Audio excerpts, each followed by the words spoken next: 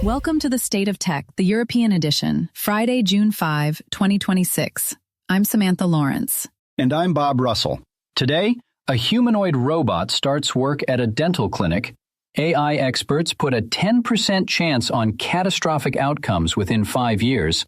China accuses the U.S. of breaking the global chip supply chain. Semiconductor equipment billings hit a record high. And, to close out, 2 things you can actually try this weekend: the quantum computing newcomer Quantinuum hitting the public market, and SpaceX flagging water scarcity as the next big constraint on AI. Let's start with that robot at the front desk. So this is a small story with a big signal. Faraday Future, the electric vehicle company, has delivered its humanoid robot called FF Master to a dental practice in Los Angeles, the Wonderful Life Dental Group. And the robot is not drilling teeth, just to be very clear. It is working the front desk. Right, and that distinction matters. The robot handles patient check-in, appointment lookup, reception, and helping people find their way through the clinic. Anything clinical is explicitly off-limits. So this is a humanoid in a customer service role, not a medical role. And that is exactly what makes it newsworthy. We have been hearing for years that humanoid robots are coming to factories and warehouses. This is one of the first concrete cases of a humanoid stepping into a public-facing service job, in a place where ordinary people walk in off the street. Faraday Future is framing this as the first real-world healthcare use case for its embodied AI line. Embodied AI is the buzzword for AI that has a physical body, that can see, move, and interact in real spaces, not just answer questions in a chat window. And the choice of a dental clinic is interesting. Reception work is repetitive, scripted, and exactly the kind of task where a humanoid can demonstrate value without taking on any clinical risk. If it mispronounces your name, that's awkward. If it misreads an X-ray, that's a lawsuit. So they are starting in the safest possible corner of healthcare.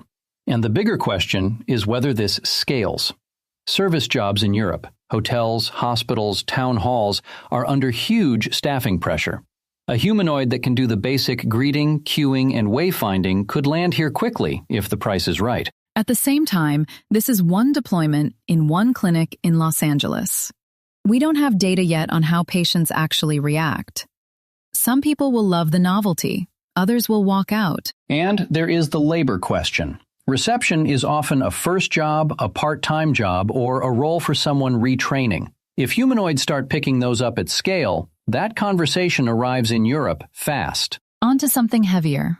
Researchers from the University of Queensland and MIT Future Tech surveyed 272 AI experts around the world. The headline finding? Those experts estimate at least a 10% probability of catastrophic outcomes from AI within the next 5 years. 10% is not a small number when we are talking about catastrophic. That is roughly the odds of rolling a 1 on a 10-sided die applied to AI causing serious, large-scale harm before 2031. The experts pointed to 4 areas in particular: AI-powered cyber attacks, AI in weapons development, competitive pressure pushing labs to release systems too quickly, and governance failure, meaning regulators not keeping up. And even setting aside the catastrophic scenarios, they flagged everyday risks that are already reshaping society. False information at scale, over-reliance on AI in decisions where a human should be in the loop, and fraud. None of that requires science fiction. It is happening now. The researchers are explicit that they are urging immediate action from the people building these systems and the people governing them. This is not a far future warning. The 5-year window is the point. For Europe, this lands at a specific moment. The AI Act is in implementation phase. The rules are coming into force in stages, and there is ongoing debate about whether the timelines are too slow, given how fast the technology is moving. And the survey adds weight to the argument for international coordination. Cyber attacks and weapons don't stop at borders. A purely European framework is not enough if the labs and the threats sit elsewhere. Quick interruption. If you listen to the State of Tech regularly, hit that like button and subscribe. That way you'll never miss an episode. Okay, moving on. China has made its accusation against Washington more formal. The Chinese Ministry of Commerce, through spokesperson He Yongchen, says the U.S. is severely undermining the stability of global semiconductor industrial and supply chains by abusing export controls. The trigger is a recent round of U.S. measures aimed at closing what Washington calls regulatory loopholes around chip exports.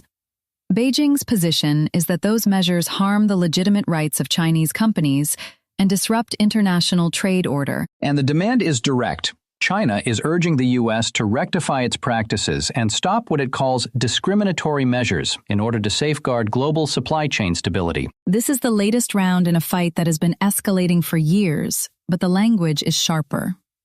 We are now at the point where China is openly framing U.S. chip policy as a threat to the global system, not just a bilateral dispute. And the timing matters. We just had record numbers for semiconductor equipment billings globally.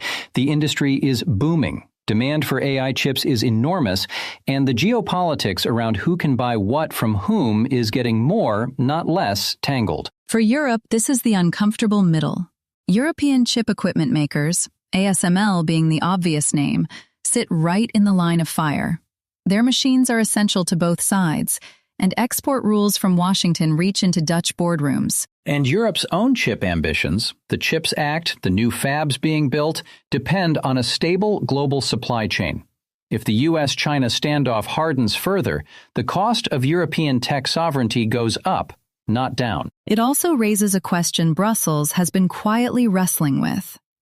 How aligned does Europe want to be with U.S. export policy when the bill partly lands on European companies? And that brings us neatly to the numbers behind that fight. The industry association SEMI reports global semiconductor equipment billings reached $36.55 billion in the first quarter of 2026. That is a 14% jump compared with the same quarter last year and a record. The driver is, unsurprisingly, AI.